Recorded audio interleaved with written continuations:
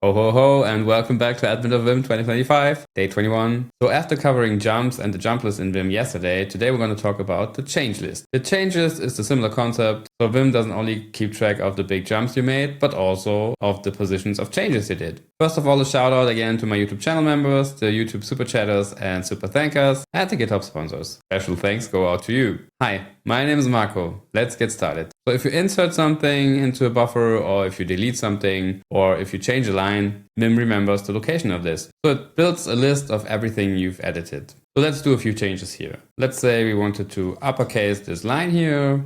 Maybe let's jump down 10 lines here, and let's increase the number of wooden trains here a little bit. Let's jump down somewhere else and just delete this line here. No rejected items for us. So now that we've done a bunch of edits, let's call the changes command here. And in similar fashion to the jump list, we have like a list of changes here with a change number. We have this indicator of where we are in this list, and every change has a line and a column number and some kind of text here. So let's close this and let's navigate back inside this change list. We're going to use G semicolon for that, G semicolon. Let's look at the change list again. I think now we're here at the end of the change list. Before we were after the change list even. I'm not exactly sure how this works for the first time here. Maybe I messed something up here. I don't know. But let's do it again. Let's hit G semicolon again. And now you see we jumped back to another line. Let's look at the changes again. Now we're at this change before. Also, you can see these change numbers here are relative again, so you can also use them with a count. So let's jump to the first change here by just giving it a count of 2 before the G semicolon.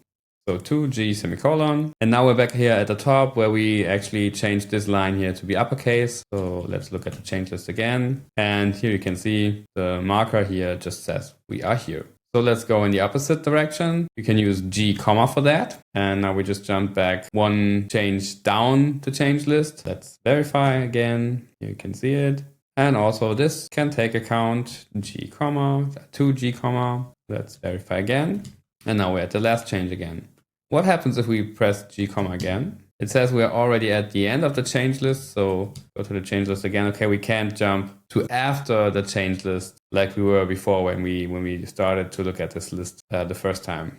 So that's a quick look at the change list. I actually don't use this very often, but I just wanted to let you know about it. If you have any cool use cases for this, just let me know in the comments. Like and hype the video, of course. And if you want to see more of these kinds of videos, please subscribe to my channel. Also, you can join the YouTube channel membership here. Maybe there are some perks you like there. Also, you can use GitHub sponsors or Ko-fi to support me in other ways. Anyway, thanks for watching. See you around and take care.